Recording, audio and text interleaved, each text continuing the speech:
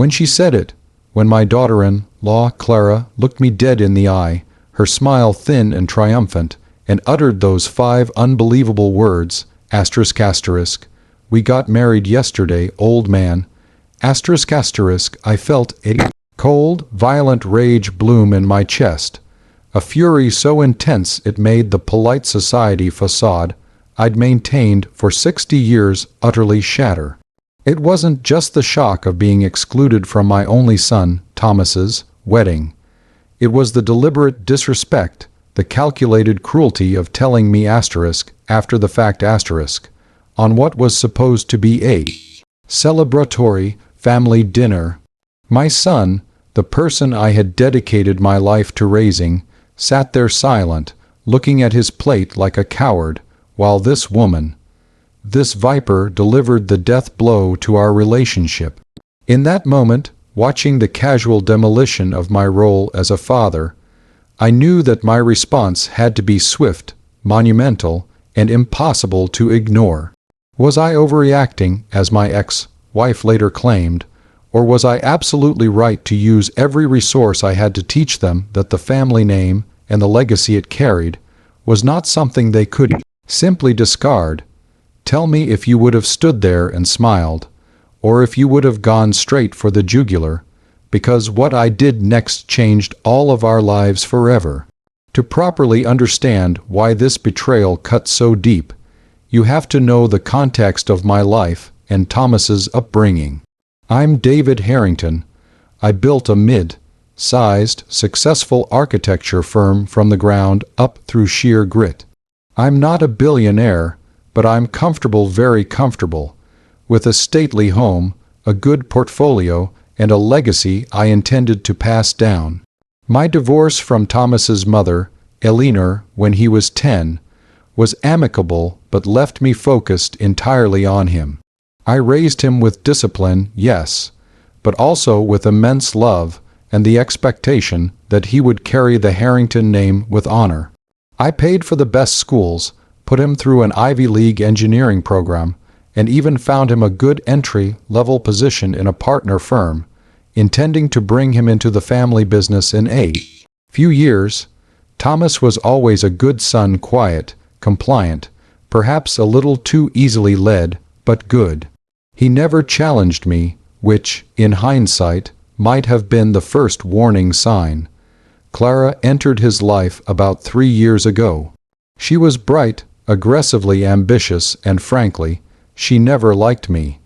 From our first meeting, she treated me like an obstacle to Thomas's complete attention and, I suspected, his future wealth.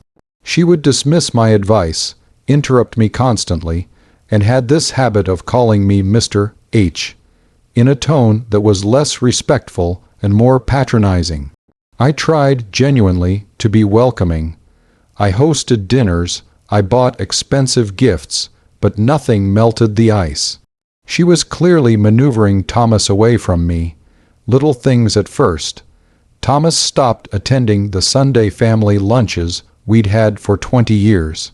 He started missing his grandfather's birthday. Then, the career pivot. Clara convinced him to leave the stable engineering job for a high-risk tech startup she had stock options in, a move I vehemently advised against, as it jeopardized his long-term financial stability and his eventual place at Harrington and Sons Architecture. But Thomas, who had always deferred to my judgment, simply told me, "Clara thinks it's the future, Dad." The tension came to a head when I started discussing the family inheritance. I'd set up a substantial trust for Thomas, including the deed to the beautiful, antique lake house that had been in the Harrington family for 3 generations. This house was my sentimental favorite, and I had always promised it to him. One evening, Clara cornered me at a holiday party and made it clear that she expected the entire trust, including the lake house, to be transferred to them immediately upon their engagement. Not marriage, and certainly not when I passed away. She had the gall to suggest they needed the liquid assets now to invest in her startup. I laughed in her face, perhaps too harshly, and told her that Harrington assets were not to be treated like an ATM, and certainly not to fund her speculative ventures. I told her that if she truly loved Thomas, she would respect the family's traditions. The next day, Thomas called to say they wouldn't be attending Christmas dinner. The estrangement was complete, but I still expected a wedding invitation. I'd offered to pay for the venue, the catering, everything, just to have my son back for one day. I received silence. Fast forward 6 months. It's a Tuesday evening, and Thomas calls me, sounding nervous, and suggests a catch-up dinner at his favorite Italian place. I was ecstatic. I thought, finally, they've come to their senses. Maybe they're ready to plan the wedding. Maybe they need my help. I arrived at the restaurant, heart full of hope.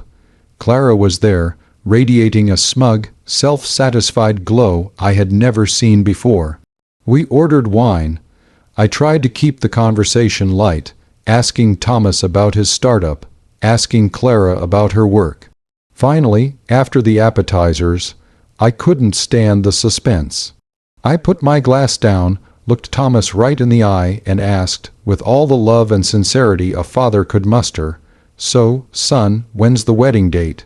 We need to start sending out save the date. If it's going to be this fall." Thomas squirmed, looked at Clara, and cleared his throat. But before he could formulate a coherent answer, Clara cut him off. She leaned across the table, her eyes drilling into mine, and said it. "We got married yesterday, old man." The term "old man" wasn't a term of endearment. It was a deliberate, verbal slap. A declaration of independence meant to signify my utter irrelevance. Thomas remained silent. They had driven an emotional stake through my heart and twisted it. The secrecy, the exclusion, the timing, the casual cruelty. It was all designed to inflict maximum pain. I stood up, pushing my chair back with a loud, scraping noise that silenced the entire section of the restaurant. I didn't shout. I kept my voice dangerously low, a tremor running through the words. I looked at Thomas. "You have lied to me. You have hidden the most important day of your life from your own father. This is not just a marriage. It is a declaration of war against this family." Then I turned to Clara, "And you have shown me precisely who you are. You have married my son, but you have divorced him from his legacy." I walked out, leaving the table, the half-eaten food, and the two of them sitting in the stunned silence of the restaurant. I drove home, not in anger, but in a cold, analytical fury. That night, I didn't sleep. I consulted my lawyers and my financial manager. I had been foolish to assume love and tradition would win. Now, it was time to play a different game, the game of consequences. So that's the situation I was in.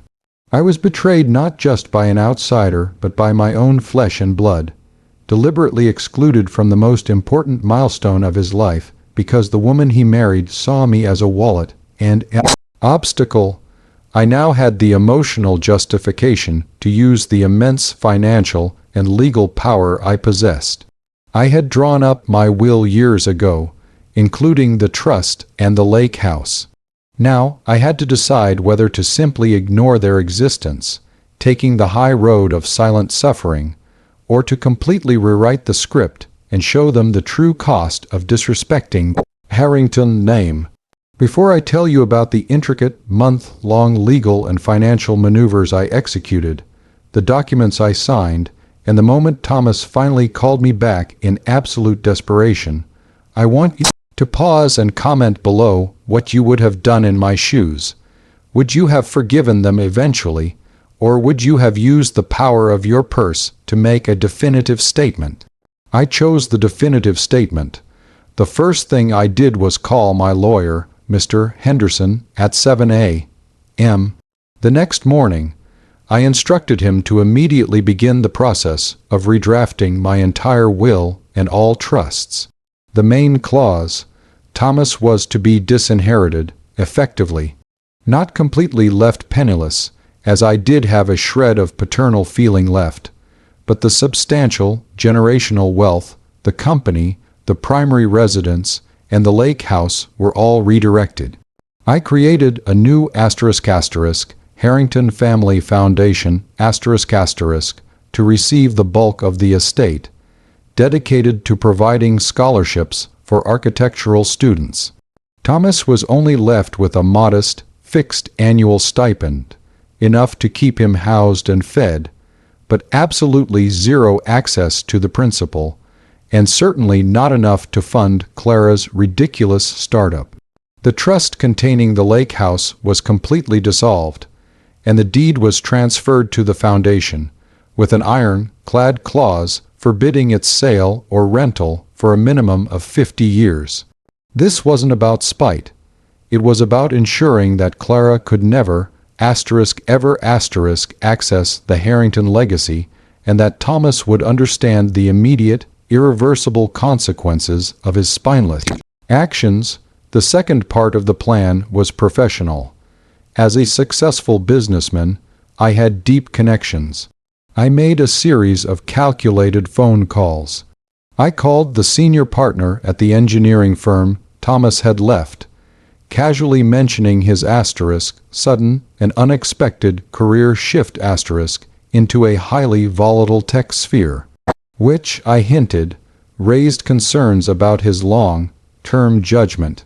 I called my personal banker, who also happened to handle accounts for several major venture capital firms, and quietly let slip that I was drastically restructuring my estate due to mismanagement and lack of foresight by my primary heir. I didn't tell lies, I just allowed the truth, presented in a certain light, to do its corrosive work. Within 2 weeks, Clara's startup, which was already on shaky financial ground, found its expected Series B funding suddenly dry up. Investors, hearing whispers about the heir to Harrington and Sons being cut off due to questionable judgment, saw a red flag the size of a billboard and pulled back. The climax arrived exactly 4 weeks after that disastrous dinner.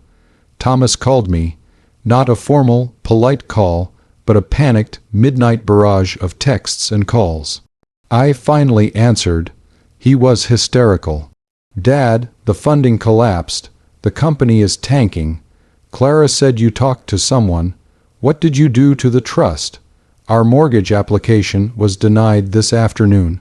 I let him rave for a minute, the sound of his panic a balm to the deep wound he had inflicted. Then I cut in, my voice calm and ice cold. "What did I do, Thomas? I simply drew the line that you erased. You told me, through your wife, that you had no need for the Harrington family, the Harrington traditions, or the Harrington name. I merely facilitated that choice. You wanted independence, you got it. The family assets are now protected from what I perceive to be high-risk mismanagement." He started crying, begging me to reinstate the trust, saying he was sorry. I let him apologize, then delivered the final blow. "It's done, son, all of it. The will is sealed. The house is deeded to the foundation. Your decision to exclude me from your life was a permanent one, and so are the consequences. You chose her. Now live with her choices." I hung up the phone. The aftermath was exactly what I had intended. A complete, painful clarity for Thomas. His marriage, built on the shifting sand of his expected inheritance, began to crumble.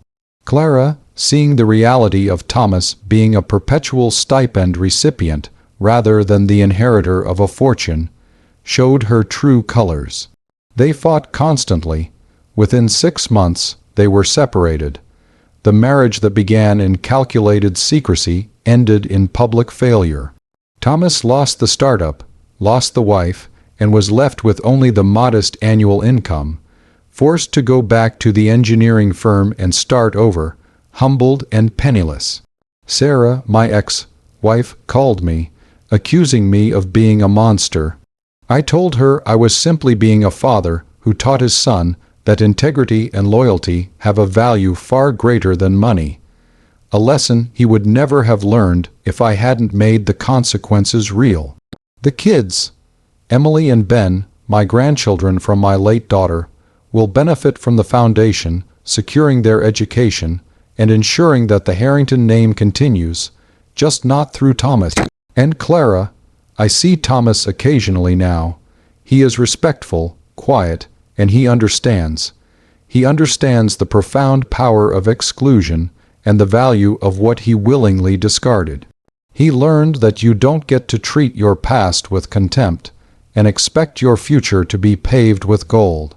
I'm building a new legacy now, one based on philanthropy and community. A legacy that cannot be stolen by a greedy daughter-in-law.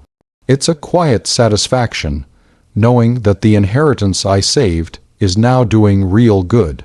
So, if you were sitting on the edge of your seat through this whole mess, please ***, like this video if you were on my side ***, and believe that consequences must be real to be effective. ***, subscribe for more stories like this ***. Sometimes, the quiet revenge is the most devastating. And please, ***, share your final thoughts on this whole mess in the comments section *** below. I want to know if you think I was too harsh or if I just did what needed to be done. I'll see you all in the next story.